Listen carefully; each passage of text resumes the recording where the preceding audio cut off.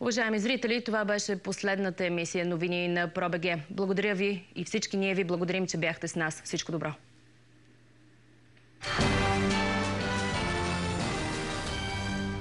Вие сте с първата емисия новини на ТВ2.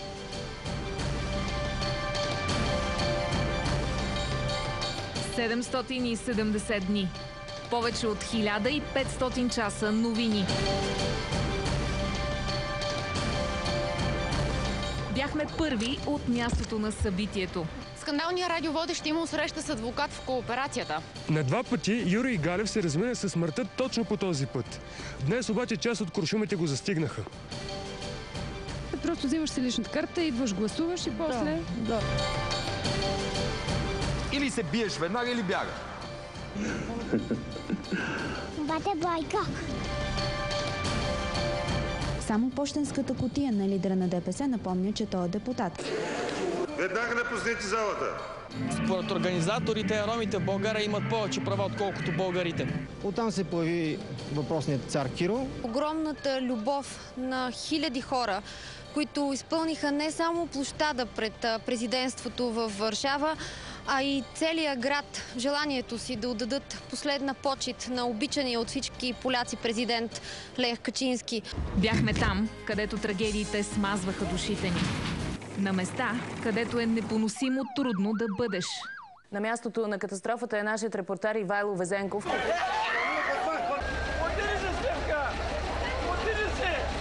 Ами, майка вече я няма.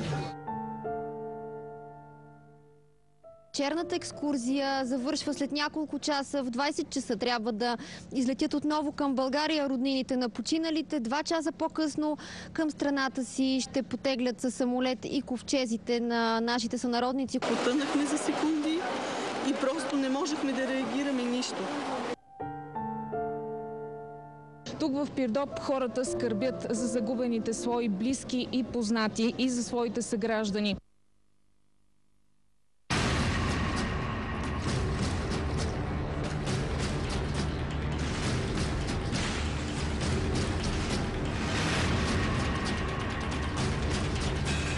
Виждате, че вятърът трупа преспите по току-що разчистеното платно. Това прави пътищата непроходими.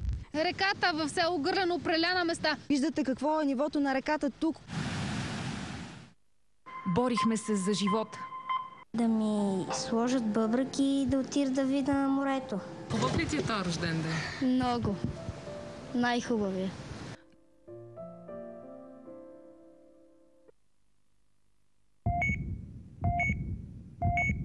И плакахме. Аз искам да има майка и баща, ама няма да се получи. Търсихме отговори. След като за пореден път лекарите бяха излъгани, те са категорични в позицията си, а тя е протест. Лихвите по кредитите няма да се намаляват, независимо, че търговските банки, които работят в България, са стабилни. Доколко обаче са защитени правата на потребителите. Всички ни уверяват, че няма опасност за здравето. С това си действие са застрашавали собствения си живот. Формацията на Първанов според тях ще заеме голямата ниша на разочарованите от останалите партии и движения избиратели.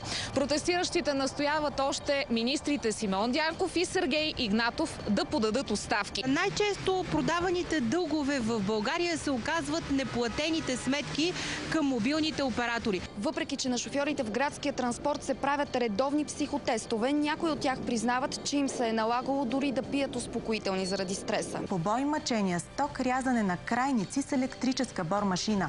Американците са знаели за тези издевателства. На някои от докладите е било изписано да не се разследват повече. Надникнахме в космоса и отвъд днешните технологии. Според експерти, евентуален удар на астероид би имал пагубни последствия за живота на Земята само в някои случаи. Шоуто беше заснето с триизмерна технология от режисьора Джеймс Камерън. Личните данни на милиони потребители на Фейсбук са попаднали в ръцете на рекламни компании. Заедно се смяхме. В очакване на новото си име, двумесечният все още Йорго вече се намира в резиденцията на Путин Ново Угарьово. Екстра ми е така.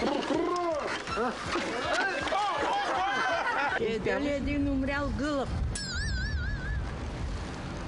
Надали? Това е кръв. Ма не, моля ви се, как ще яде гълъб? Ми там ряма! Дори когато не очакваш.